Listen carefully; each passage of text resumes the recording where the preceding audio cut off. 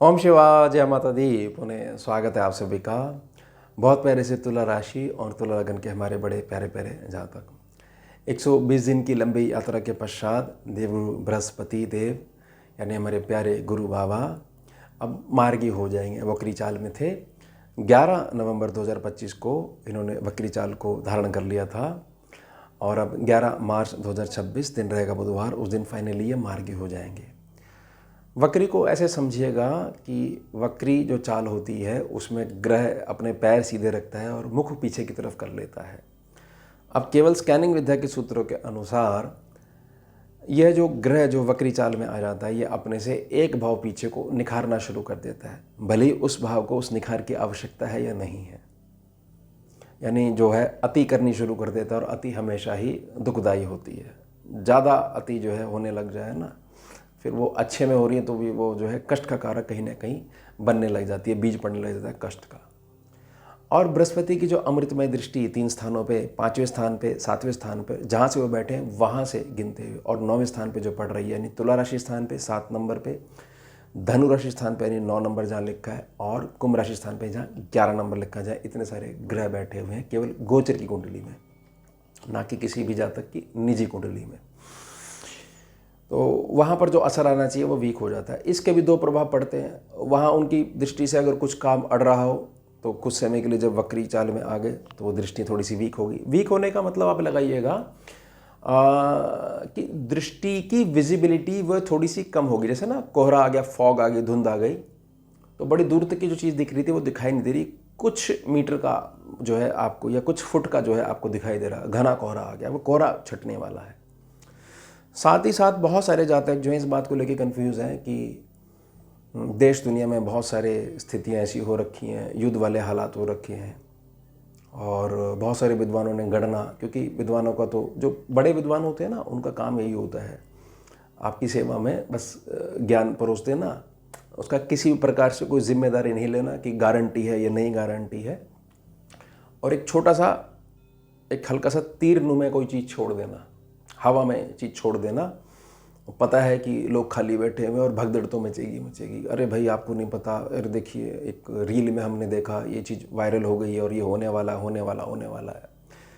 और जिनको ये पता है ना कि कर्म करने से ही भाग्य की उत्पत्ति होती है, वो ज़्यादा लोग हिलते नहीं हैं और लगातार चलते रहते हैं। उन्हीं को स्मार्ट पीपल बोला जाता है कि बड़े समझदार लोग हैं। इनको पता था कि सही चाल को सही ढंग पे सही तरीके से नियंत्रित करने से ही दौड़ जो है लगेगी और जो है गोल्ड मेडल मिलेगा या आपको प्राइज़ मिलेगा।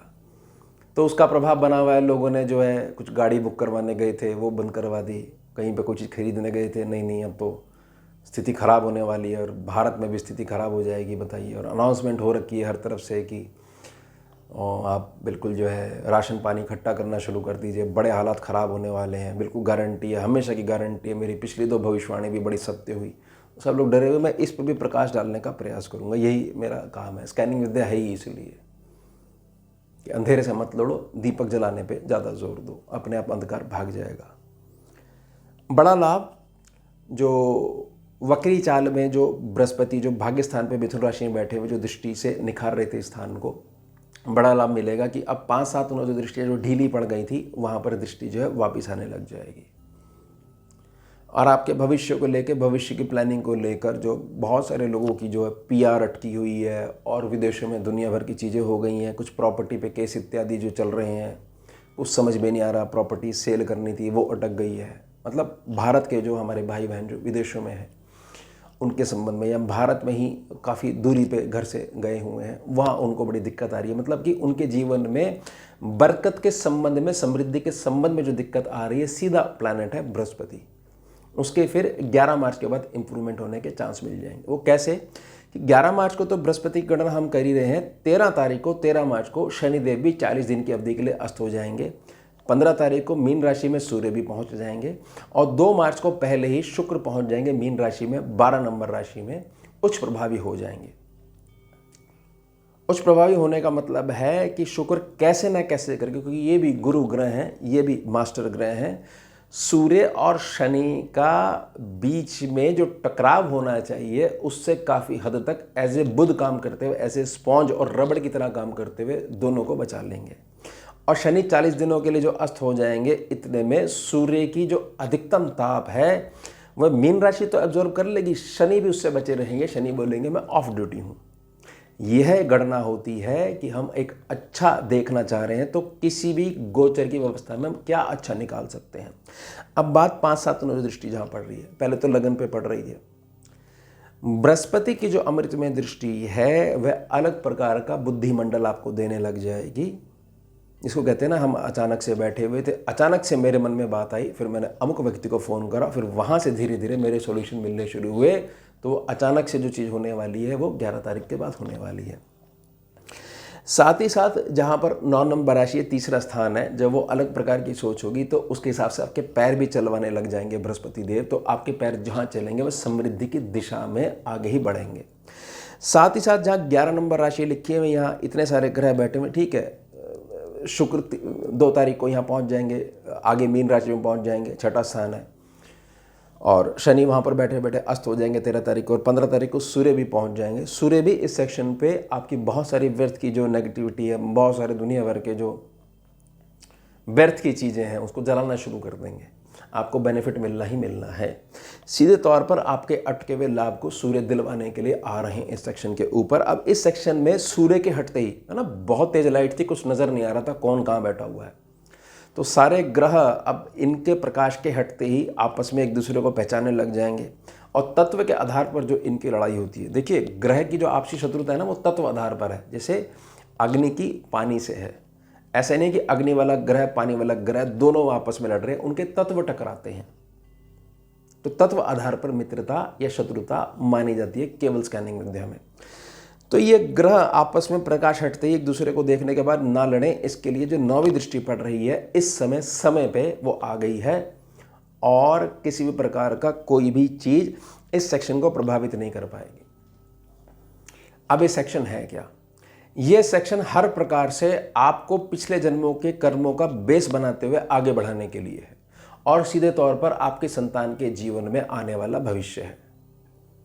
संतान के जीवन में बढ़ोतरी है, उसके जीवन में मांगलिक कार्य हैं, उसमें कोई चीज़ समझ में नहीं आ रही है तो केवल 5th सेक्शन को आपने रीड करना है। लेकिन ये कैलकुलेशन केवल स्कैनिंग विद्या की है, ज्योतिष विद्या का कोई इससे लेना देना ही नहीं है।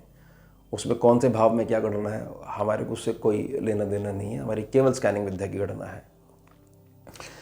इसके साथ साथ बृहस्पति जहाँ बैठे हुए हैं, जो पूरा जोर उन्होंने पीछे मुड़ के देखने में लगा दिया था, अब जब वापस मुड़ेंगे तो बृहस्पति भी आपको एक्सपेंड करेंगे। समझ रहे हो आप बात?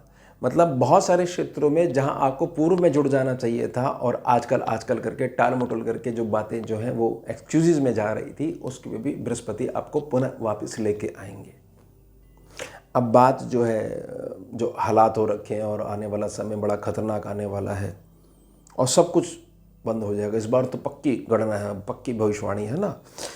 देखिए बृहस्पति ना अतिचारी चाल में है 8 साल के लिए, 2025 से ये आ गए थे, ये दूसरा साल है 2026, अभी 2033 तक ये चीज़ें चलती ही रहेंगी। न्याय करने का तरीका है ईश्वर का बृहस्पति के द्वारा, बृहस्पति को बेस बनाते हुए। जो व्यक्ति धर्म पे चल रहा है केवल उसको ही चिंता करने की ज़रूरत नहीं है, समझ जाओ आप इस बात को। तो कुल मिला के अपने आप को धर्म मार्ग से जोड़ लो।